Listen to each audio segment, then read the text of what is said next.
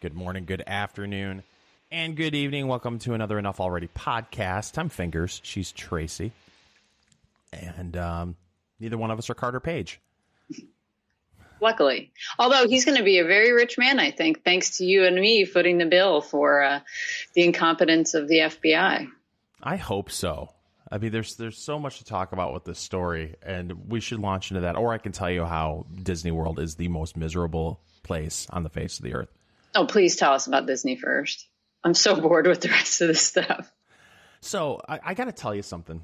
I went to Disney World last week.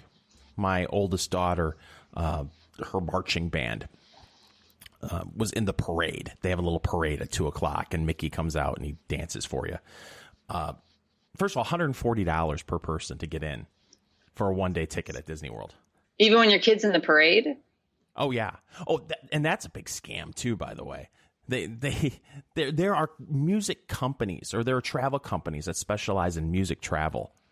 And a school will hire a travel company to put together the whole trip, get the plane tickets, get the resort reservations all set up. So Disney will pick your band and say, listen, congratulations. You have been selected to march in one of our daily parades at Magic Kingdom. That'll cost each marcher $2,000.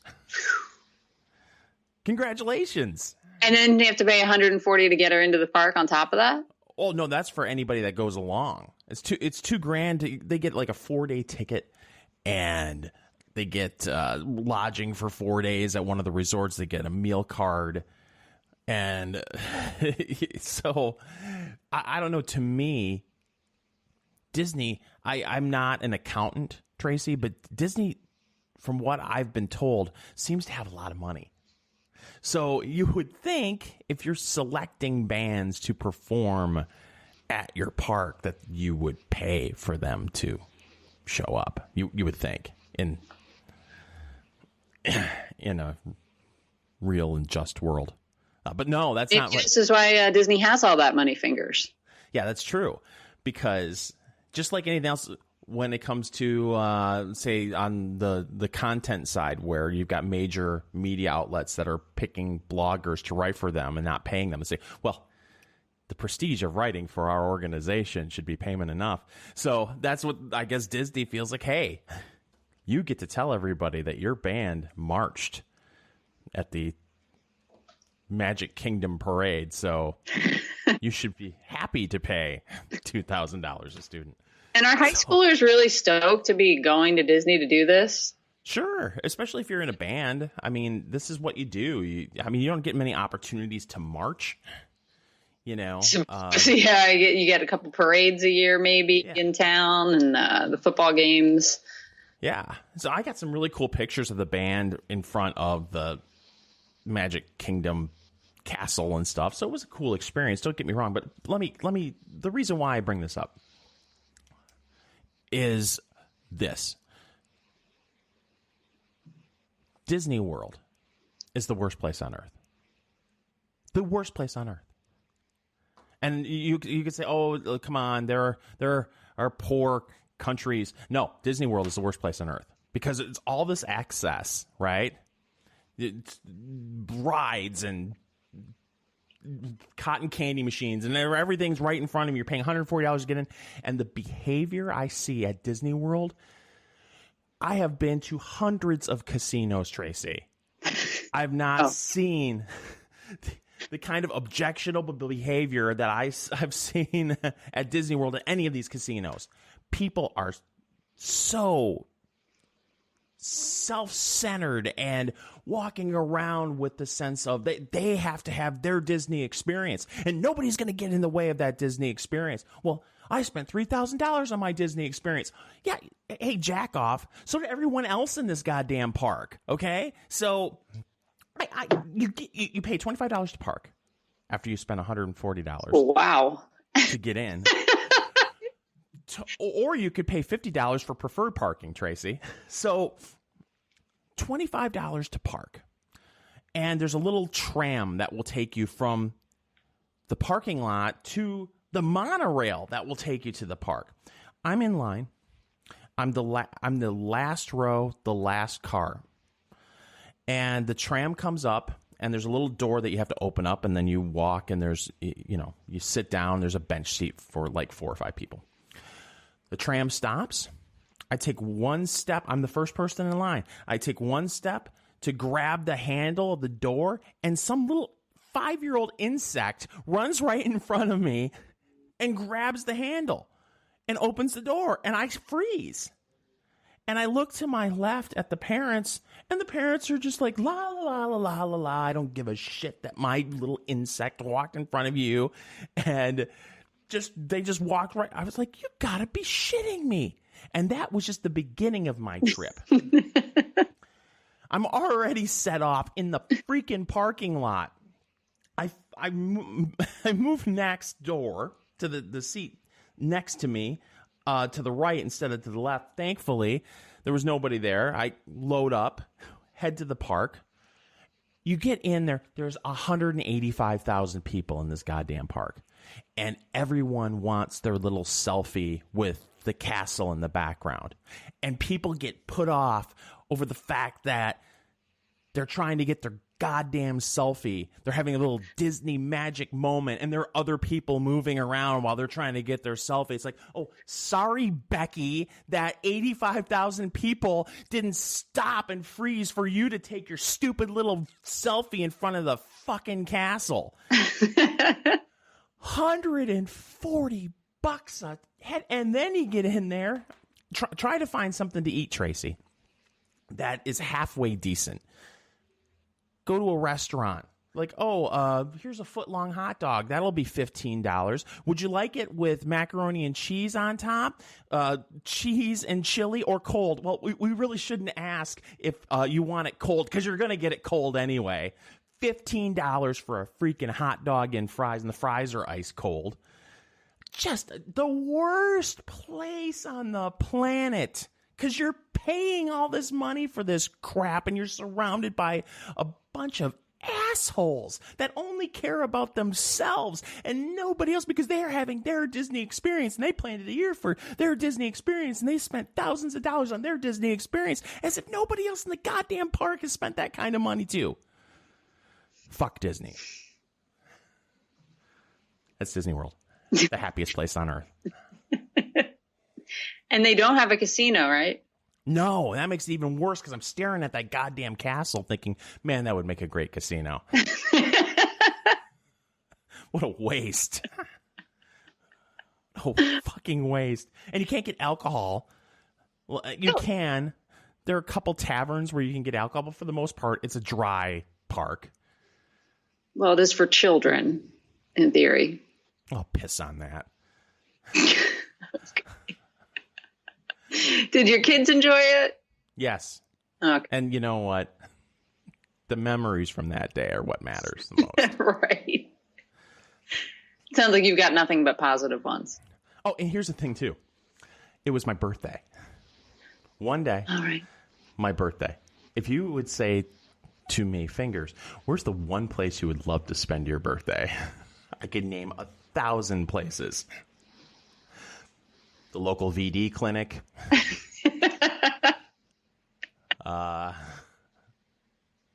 A baby shower.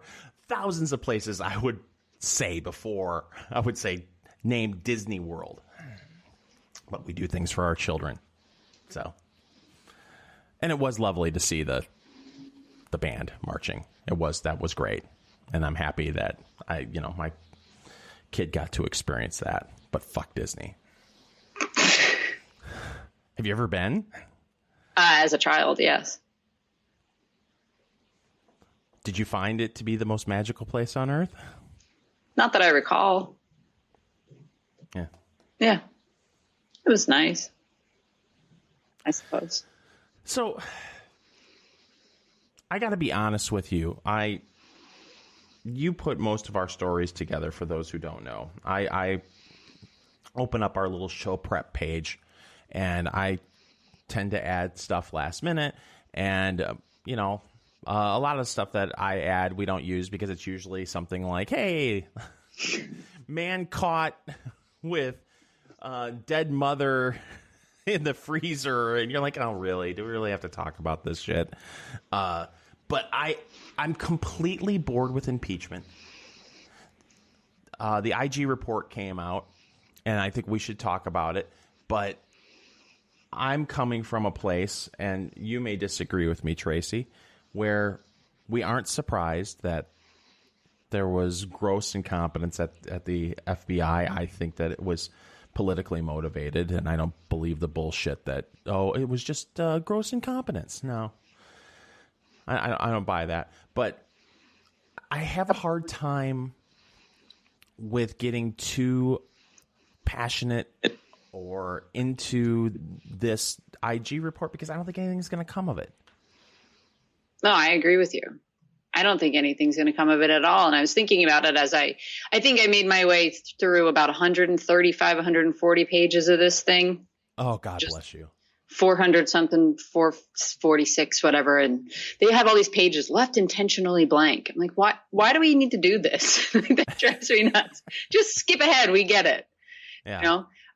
But I was thinking about it, and, you know, when the Me Too stuff was at its height and a bunch of different networks had anchors go down or whoever, you know, we're going to do an internal review. And what's the public's reaction to hearing that a news station or a network is going to do an internal review? Bullshit. Right. We roll our, great. You guys are going to investigate yourselves. I'm sure that turns out some really serious stuff. But yet we suspend that thought when we think about, the IG is going to go in there and those guys are serious. No, they all work for the same joint.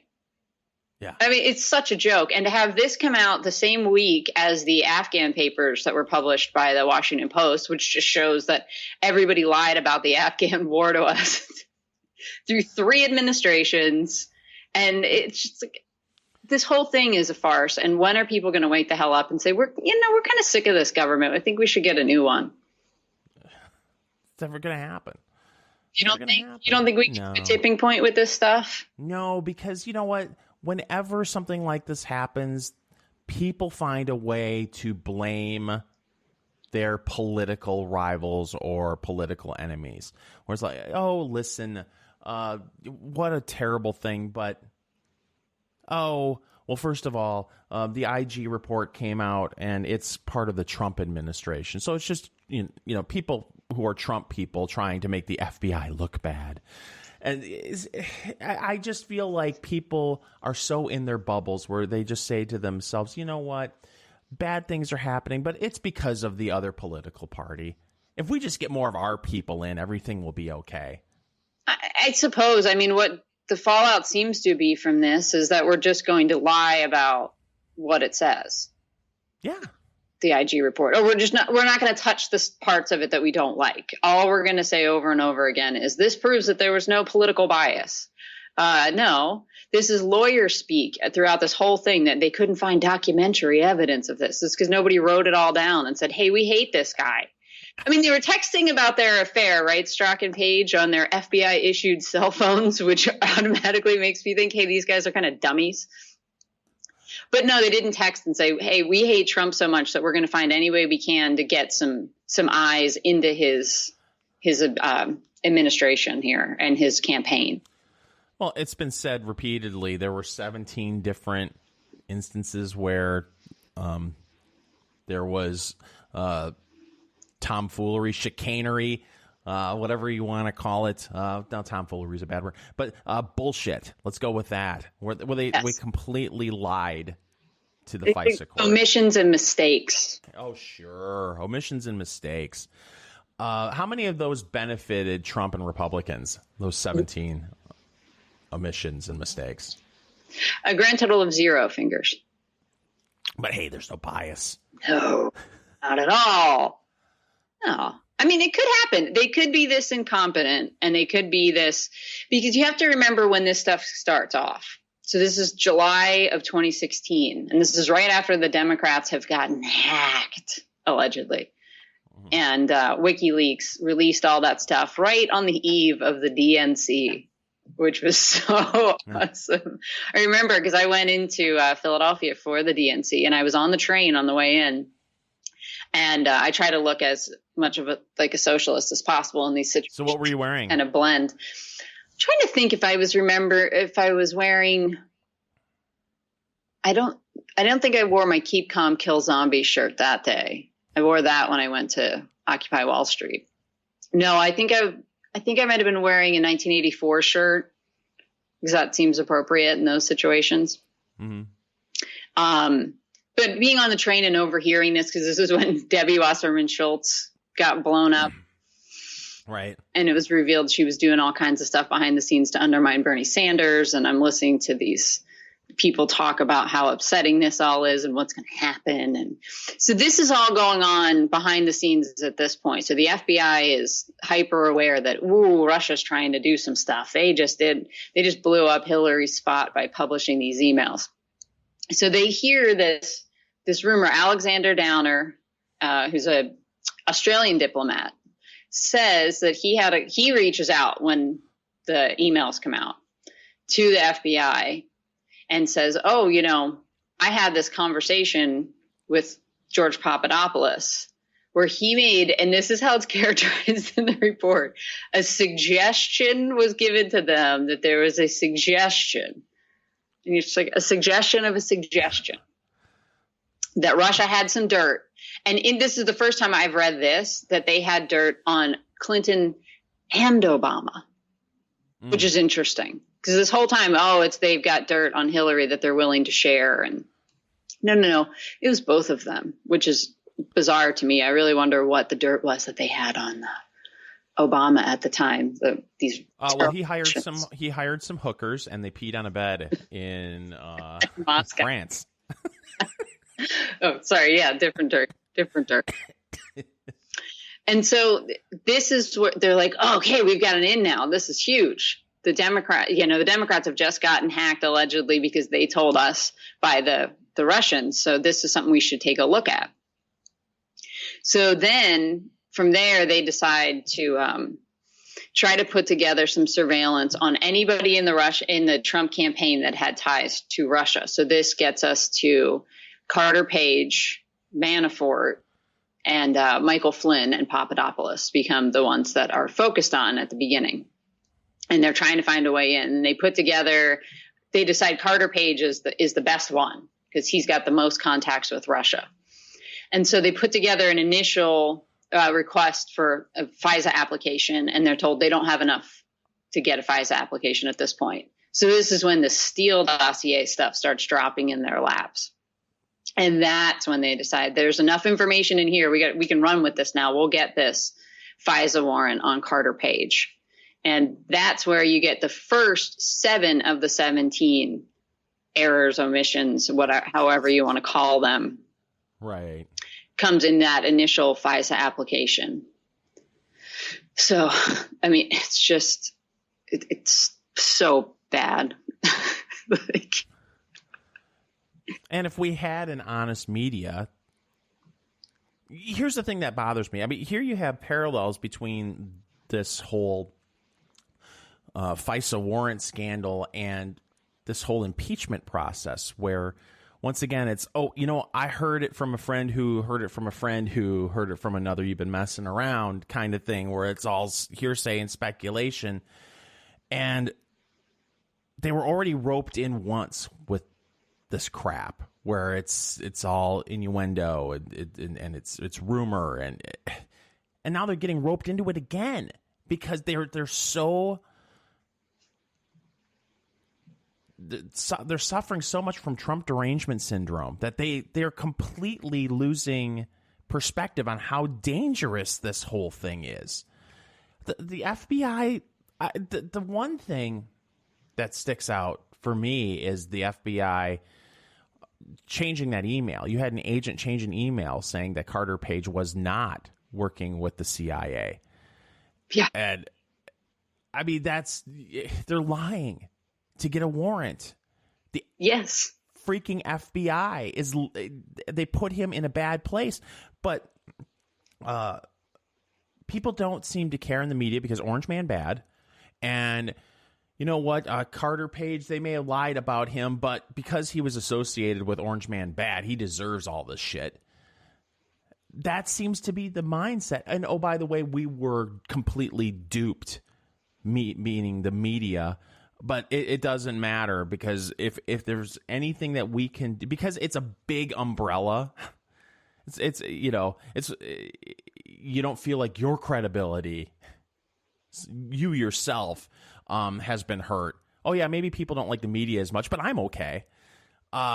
So there's just this disconnect between what has happened and how it affects the media in their minds, that I just am completely outraged that they can look at all of this, meaning the media, and not be ringing alarm bells right now saying, oh my gosh, this is what the FBI did, and you should all be completely outraged. And can we bury this whole narrative that the Obama administration, their only scandal was him wearing a tan suit? This was Obama. This was Obama's FBI. Mm-hmm. No, it's scandalous. You think? No, it's amazing. I agree with you. And they should have a realization, you would think, some of the members of the media, that, holy shit, this could happen to any one of us. And this is how blatant they were. They wanted to get to these guys. They wanted to be able to spy on them. So they went to whatever lengths they needed to, including, like you said, changing this email. Carter Page has been working for the CIA since, I think, 2008, I want to say. And then I also find out in here, Fingers, that the New York field office of the FBI had a file open on Carter Page. Like, did these people not talk? Weren't we told after 9/11 that one of the biggest failures was that the agencies weren't talking to each other? So they're wasting money investigating Carter Page in the FBI field office in New York while the CIA is working with him. And he helped away some people. I mean, they're so territorial, where it's like, oh, this is our guy, our little thing. Yeah, we can't let the FBI in on this. You all work for the same team. Yeah. But there's turf. So you go back to the Cheryl Atkinson story, where, she they got a hold of her computer. The feds, is that what happened? Somebody hacked into her computer. She was on it and she started seeing all these files moving around and being copied, and they tapped her phone. Her phone lines were tapped. Her computer would turn on in the middle of the night when she wasn't using it. I mean, these are things that you would think the media, people in the media, would be saying, oh, crap, that could happen to me. Well, do you think they feel protected? I mean, how many and this has been pointed out again and again by people like Matt Taibbi and Glenn Greenwald, it's how many ex-spooks are now anchors or commentators on these networks. You got Brennan and Clapper, and then there's who else is in there? McCabe now. And do you think that those guys turn to people like Dana Bash and everybody else on those panels and just say, we would never do this to you guys? Of course. I mean, honestly, if you were sitting with those people, wouldn't you be like, what the hell? Should we all live in fear that if we do one thing out of line, as far as you're concerned, you're coming after us with the full weight of the FBI? Well, you should feel that way. I guess so. But I mean, and they keep saying, oh, okay, well, they follow the procedures. Well, Horowitz says their procedures are bullshit. Are we going to report that? I mean, here's one piece from this. Let me make sure I've got it up on the screen right here, because I found this to be stunning. So they're talking about the standard for what are called the Woods procedures, which is all the evidentiary information that you have when you're asking for a FISA application. It's to prove that you've checked everything. Well, guess what, Fingers?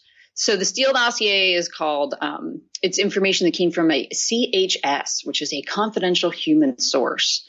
And I swear, reading this thing, it should come with a key to tell you what all the damn acronyms are, because they're everywhere and you can't figure out what the hell you're like.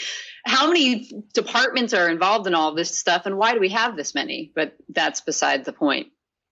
So they says, here we go. I'm going to drop a bunch of alphabet soup on you. The OGC and the NSD attorneys told us that while the FBI's Woods procedures described in Chapter 2 of the report require that every factual assertion in a FISA application be, quote, verified when information is attributed to an FBI CHS, again, that's confidential human source, the Woods procedure requires only that the agent verify with supporting documentation that the application accurately reflects what the CHS told the FBI.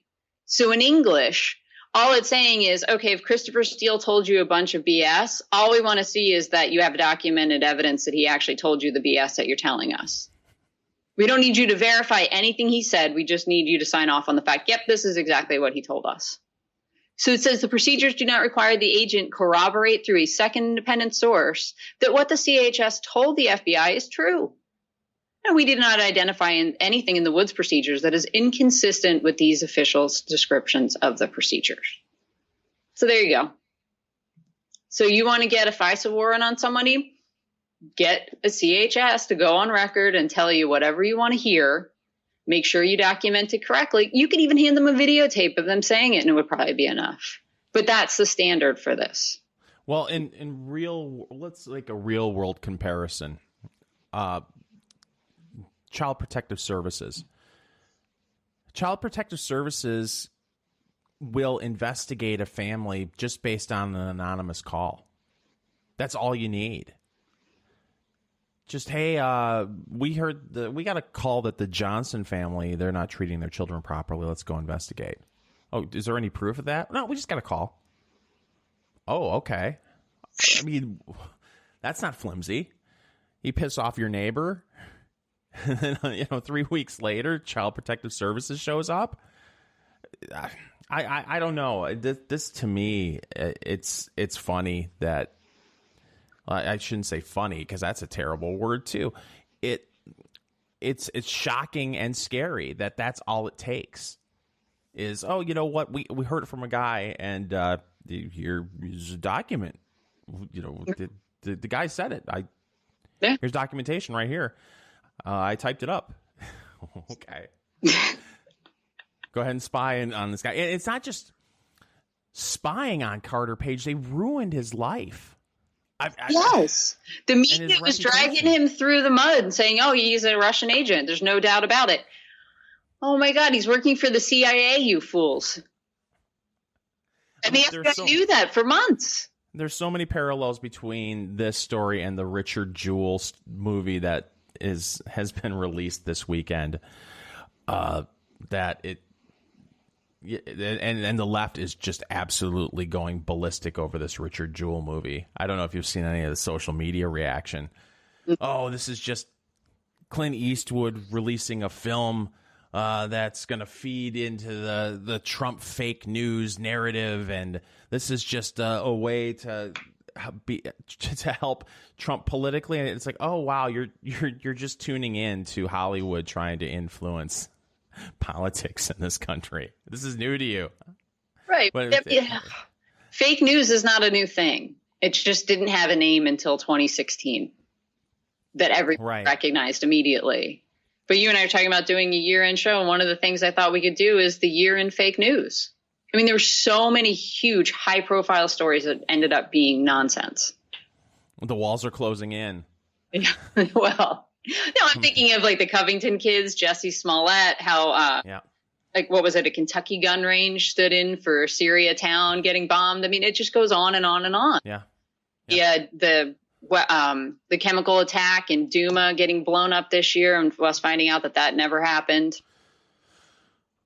Well, I wanted to ask you a question about the Richard Jewell movie, and then we'll get back to the IG report and Carter Page. The narrative on the left on social media, it seems to be coming from the media folks, because media people are the most thin-skinned people on the planet. I saw this narrative had some legs this week, and it was this: oh my gosh, I'm so sick and tired of seeing movies with reporters who are female who are sleeping with their sources. And I saw that over and over again. Oh, I'm tired of the female reporter sleeping with her sources or offering to sleep with her sources. And I'm reading all this. I'm not a movie buff. You're more of a movie buff than I am, Tracy. Please tell me of all the movies that have been released in the last 5 years where you've got the slutty reporter that's trying to sleep with all of her sources. And yet that was one of the main narratives this week that the left was throwing out there on Twitter. I'm so sick of these movies that show female reporters sleeping with their sources. Oh my God, it's awful. Really? I can't think of one. But I can think of this. Let's see if I can pull this story up real quick over here. There made me remember this. The headline, this is from BizPack Review. New York Times reporter who slept with a Senate intel leaker has a problem with it. New York Times reporter Ali Watkins' past tweets provide an eye-opening glimpse into the mindset of a journalist involved in a 3-year sexual relationship with a former Senate Intel Staff Committee staffer, James A. Wolfe. Do you remember this story? I vaguely, now that you bring it up. And he was a gross old dude. He was 57, and it doesn't say how old she was. But I guess, okay, I get it. I mean, they could be talking about House of Cards, because that's referenced in here in the first season of that show. But House of Cards. Who cares? It happens. It's not a thing that doesn't happen in the real world. Of the thousands and thousands of movies that have been released in the last 10 years, where are all these slutty reporters? Okay, House of Cards. Yeah, and that's the only one I can think of. I don't know. I mean, they did another movie about Woodward and Bernstein. I don't think that featured that setup. But look, the media ruined Richard Jewell's life, and with cooperation, of course, from the FBI. And now you've got Carter Page, who his reputation was destroyed. Yeah. Russian asset. They painted him out to be a boob, and of course you get the sense if you sit back, it's as though these people in the media just have this feeling that this person deserves it because he was associated with Orange Man Bad. Yeah. Of course. Got it. And as we move forward, I was not a huge Trump supporter. I put my feet up during the whole election, and I'm enjoying the show.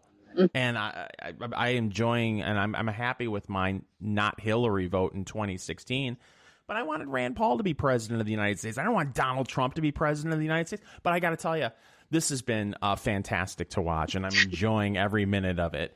But as we do this show week after week, you would feel like I have a Trump 2020 tramp stamp. I sound like I'm so much of an enthusiastic supporter of this guy. And it's only because of what I'm seeing from the left and the reaction between the election night. And ever since, you had prominent Democrats calling for him to be impeached before he even took the oath of office. Right. And this has been a circus for 2.5 years. I can't vote for this. I can't. I got a choice between that and a guy who is cutting regulations, cutting my taxes, and occasionally tweets shit that make me roll my eyes. Gee, I wonder which one I'm going to vote for in 2020. You mean you're not aghast that he tweeted at Greta? Oh, for Christ's sake. And we're really watering down the word bully, by the way. Right. We're calling that bullying. Yeah, but that's one example where I look at that tweet. For those that didn't see it, he tweeted at Greta Thunberg. Who should be in school. Why? Yeah. Why is she not in school? By the way, her life... Go ahead. Her life right now, if you added booze to this life, it's an episode of Absolutely Fabulous. Pretty much. Just, yeah, it is. And I was thinking if Kamala Harris were in charge, Greta Thunberg's parents would be in jail for her truancy. Right? Yeah. But I looked at that tweet and I thought to myself, okay, why did he do that? I mean, what are you doing? See, I look at it and I laugh. I think this is hilarious. Oh, and it's Time Magazine trolling everybody, right? Right. This is what happens every year, and I don't get why anybody freaks out about it. That, to me, is just such a waste of energy. Like, who cares? They're doing this because they know it's going to upset half of the population, and they'll get attention and sell magazines. But when's the last time you've seen a physical copy of Time Magazine? You know, I was at the supermarket yesterday, and I didn't even see it there. All tabloids at the checkout counter now. Well, Stephen Miller, Red Steez on Twitter. Yeah. He wrote a piece, and I can't remember where it was posted, and it's been said before by other people that clearly the National Rifle Association needs to appoint a teenager as their spokesperson, because you are supposed to let a teenager get in front of a mic, say whatever they want to about an issue, and then you're not supposed to challenge the teenager. You're not supposed to question the teenager. You're just supposed to let that person speak. So wouldn't it be fun if we found a teenage spokesperson for the NRA and see if the media plays by those same rules when it comes to Of course not. No. So it's a fun game, the what if, but yeah, it would never happen. Never, ever. Yeah, I look at that. It's like, wow, if she were a little older and you put a champagne bottle in her hand, like I just kind of stumbled in front of the UN and now I'm on a boat. I don't know where I'm going. It's absolutely fabulous. Yeah, pretty much. Oh, man. Maybe that's the movie she should go see with her friend while she's working on her anger management and chilling. Is that a good movie, by the way? Did you see the Ab Fab movie? I've seen both. I think they've had 3. Yes. It's okay. You would have to know all the episodes really to get all the jokes that they throw out, but it's pretty decent. I used to love that show. It was on Comedy Central. Yeah. So what'll be interesting to see is if Carter Page ends up suing, and I hope he's going to. He was on Maria Bartiromo over the weekend, and I caught that clip, and he said he's already suing the media for the way that they treated him and represented him, and now he's definitely going to be suing the FBI, I would imagine. And that's why I said, congratulations, we get to pay for this. And no one. Here's the deal: he'll sue. And it'll be interesting to see if everyone settles out of court just to get this to go away. But again, I have a hard time really getting into this because I know no one is going to lose their job. And it makes me sick to my stomach. If this were a local cop on the beat who pulled this kind of crap and the media caught hold of it, they would immediately blow the story up, and for good reason. Mm-hmm. A police officer lying, abusing his or her power to changing evidence. Yeah, and that person would not only be out of a job, they would be prosecuted. But I hate to use this term, but if you're in the swamp,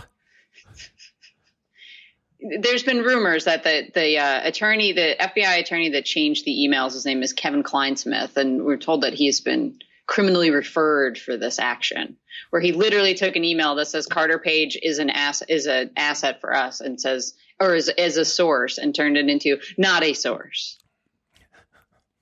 So the exact opposite of what it was. Allegedly, it was this person. Yes. Although. Don't want us to get sued. Yeah, right. Bring it on, please. Sue the swamp, and then we get discovery. But there was another little interesting piece that I found in here that I've only heard mentioned just in passing. Mm-hmm. So they're saying use of confidential sources other than Steele and undercover employees in this whole caper that the FBI was pulling. So he says, we determined that during the 2016 presidential campaign, the Crossfire Hurricane team tasked several CHSs, which resulted in multiple interactions with Carter Page and George Papadopoulos, both before and after they were affiliated with the Trump campaign. and one with a high-level Trump campaign official who was not the subject of the investigation. So here's why that raises a question in my mind. How Crossfire Hurricane supposedly is open July 30th or 31st of 2016. At that time, both Page and Papadopoulos were working for the campaign. So how are they using confidential human sources on them before they were part of the campaign? Now, we know that the New York field office was looking at Carter Page, so maybe they were running CHSs against him. But Papadopoulos? Why were they looking at him before this started? How does that – and there's never an answer to this unless it's way deeper in the report. No, you're only on page 121. Yeah, no, this is in the executive summary. Oh. This is only page 17. No, they discussed it more in chapter 10, so maybe I'll get there by the end of this week. But I thought that was very strange. Why the hell are you spying on George Papadopoulos? Both of these guys are unpaid, by the way. They're not like senior level officials. And they had done, I love this. This is such lawyer talk. They say that there was consensual recordings of Page and Papadopoulos talking to these confidential human informants. When you hear that phrase, consensual recording fingers, what do you think that means? Well, obviously, I shouldn't say obviously, but I would think it would mean that you gave your consent to be recorded. No, it's like the one-party consent state rules. So every state has different consent rules about recordings and such, and some of them are what's called one-party consent state. So that means, say, I think Pennsylvania is a two-party consent, which means both you and I have to acknowledge, yes, we're being recorded. Right. In a one-party, which D.C. is one party, I believe, I consent to recording myself and you, and that's all you need. So this is what this means when you're reading this and they say, oh, they had consensual recordings of these guys. It means that the FBI agent who was wired up consented to the recording. Not Page, not Papadopoulos. They sent a confidential human source, one of the FBI guys, undercover in to brief the Trump campaign. Again. And the media just nothing to see here. No, it's still saying, this proves that they didn't spy on them. It's written right there. They sent one of their own to a presidential briefing, and they came back and filled out one of those little 302 sheets, which is how they capture their notes. This is just madness. The reason why I'm so outraged by this, and I hate doing this, but it's just too easy with the what ifs. If this had been the Bush administration doing this to the Obama campaign, oh my God.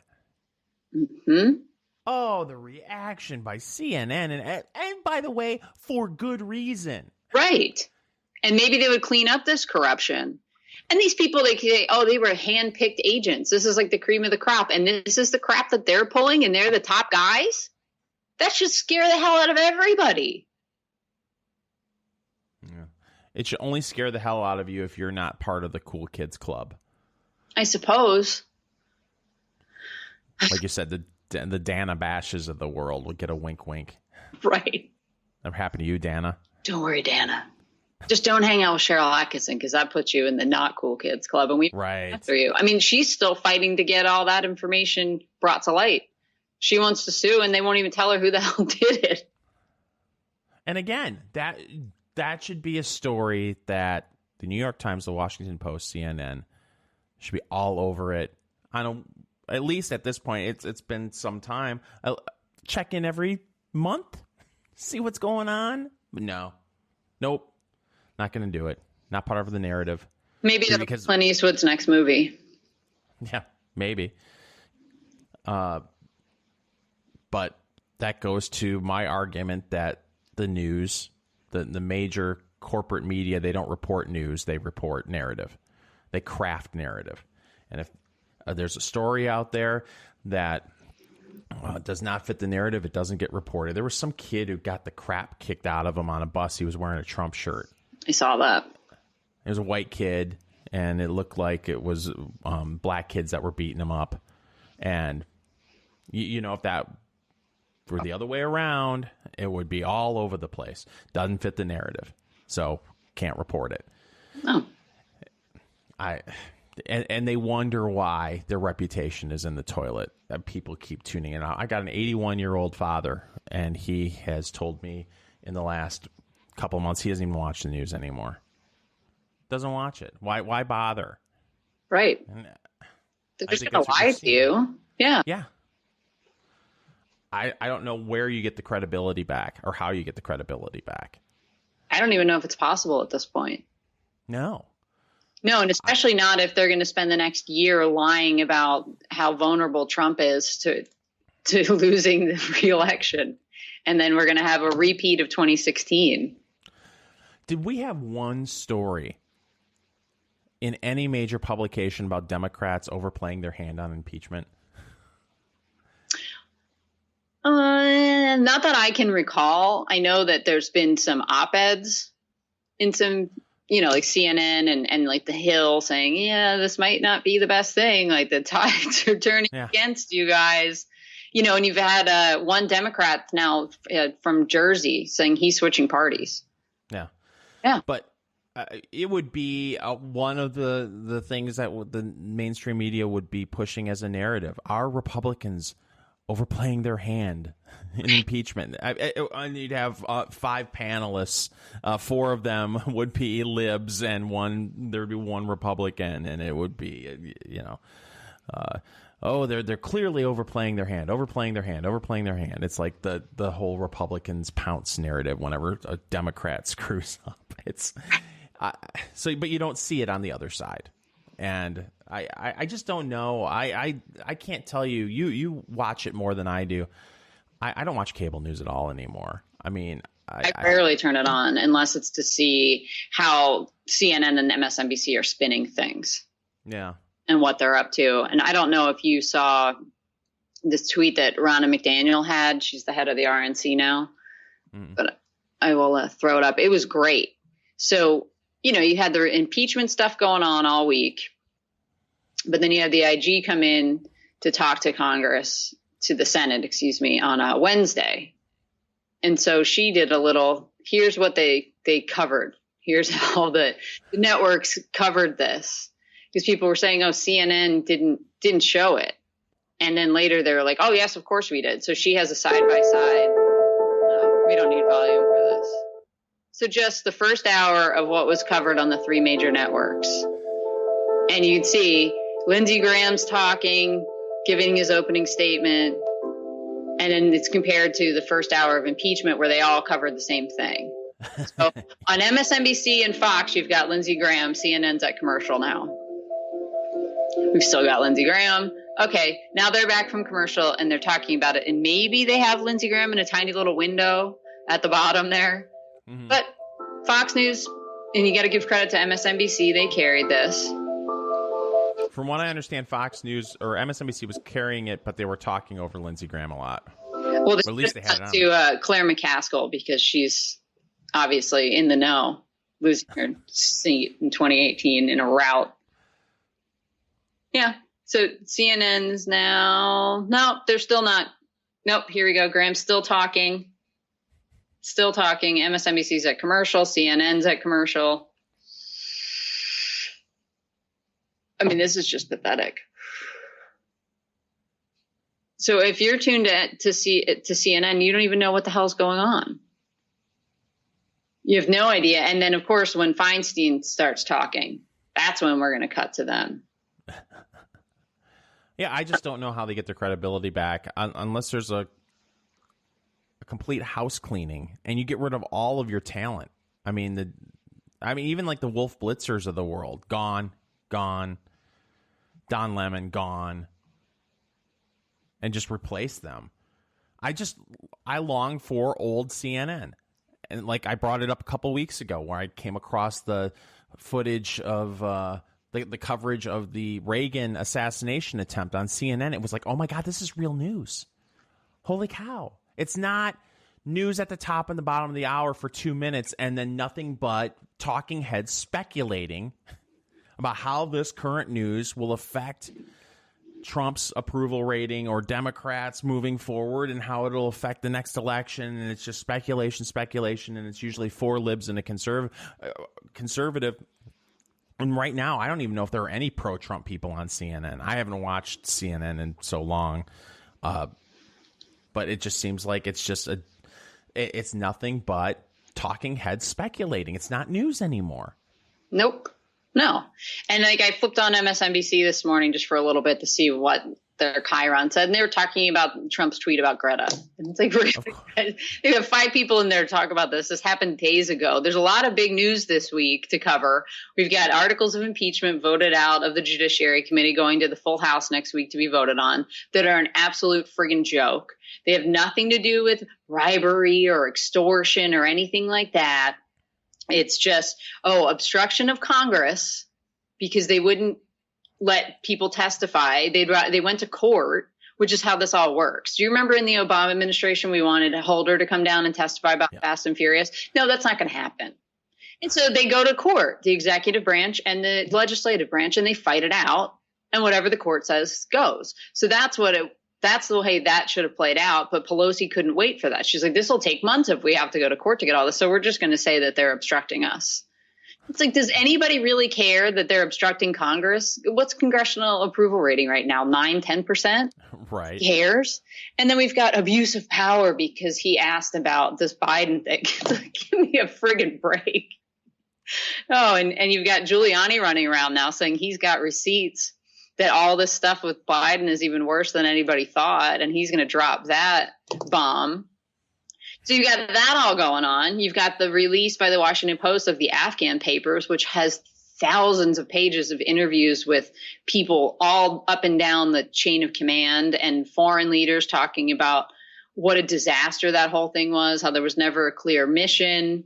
Then you had administrations changing what they thought was important. Is it nation building? Is it kind of pushing Western values on these guys? Like, they must have a stable democracy just like us. And no listening to the Afghan people and how what they want or how they've operated there forever. I mean, it's just stunning. And people are getting still to this day are dying over there for this nonsense. And then you've got the jobs numbers coming out. They were huge. You got Congress impeaching Trump and then turning around and saying, we're going to approve his new NAFTA, the USMCA, in like the same breath. And they gave him the money for Space Force. So this guy that's out of control and an existential threat to the entire planet, we're going to give him Space Force. That seems like a good idea. We're worried about his finger on the nuclear trigger. And now he's going to have nuclear spacecraft. How does this even make sense? It doesn't. No. And it just feels like unless something major happens in a short period of time with the economy, where the market crashes and we have a 3 percentage point increase in unemployment in like a month and a half, I don't see how this guy isn't reelected. I don't either. Because they're not getting rid of him.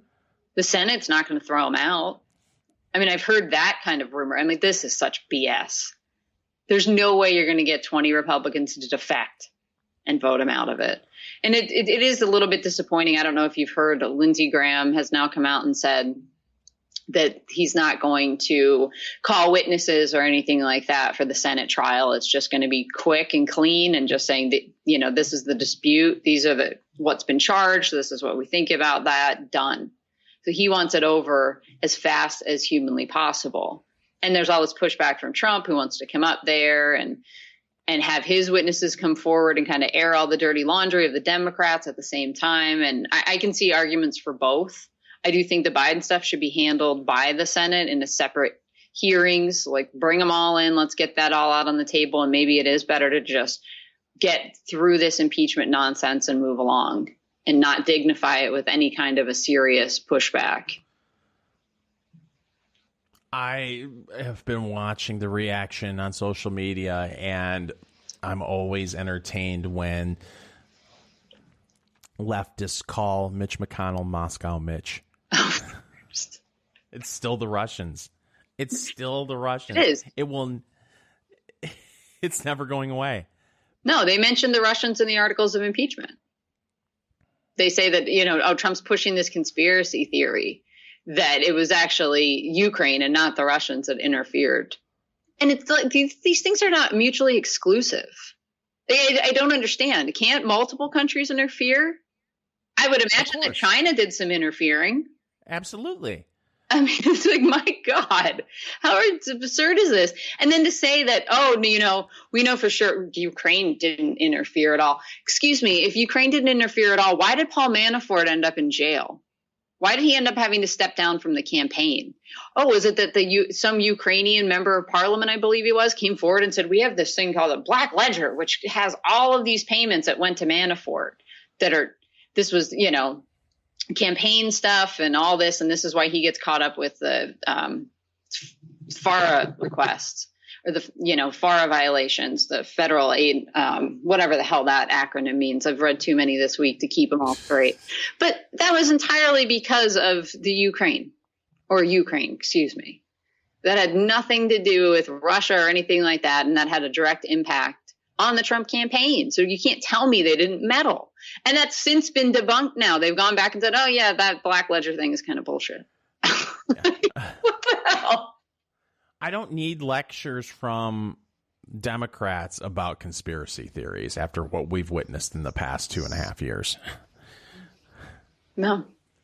But see, it's not a conspiracy theory when they believe it. Like, Carter Page is damn well, he is a Russian asset. I mean, think about it, if you're Carter Page for a second. Here you think you're doing things right. You're working with the CIA.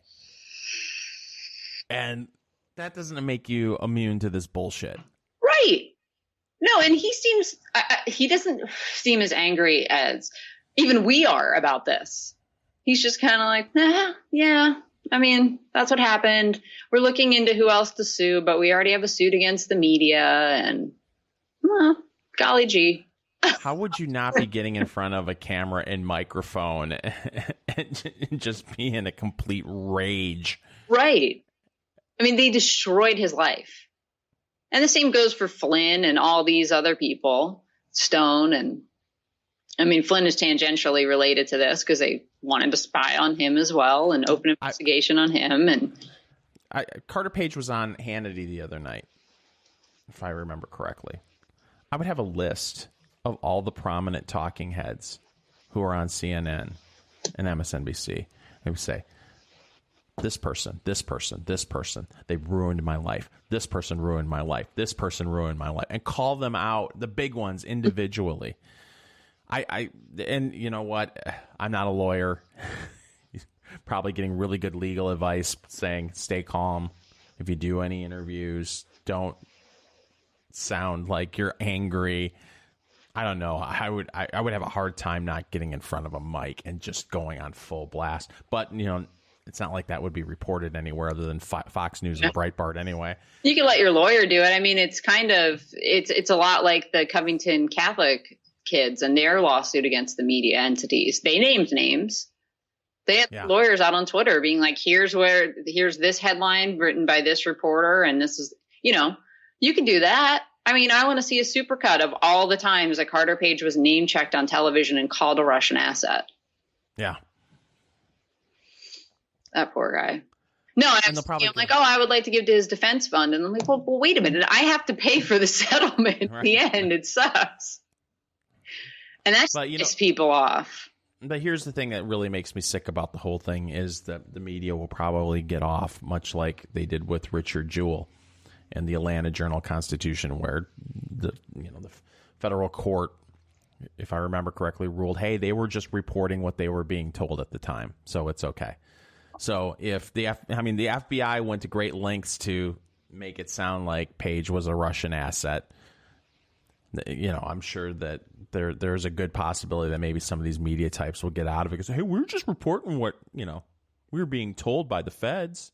Right, but how is anybody being told anything? And I can't remember which. There was two pretty good pieces this week that I'll throw up on the show notes for this that we didn't dig into that kind of summarize the findings in a way that is approachable. And they were written by Glenn Greenwald, wrote one over at The Intercept, and Matt Taibbi wrote one at Rolling Stone.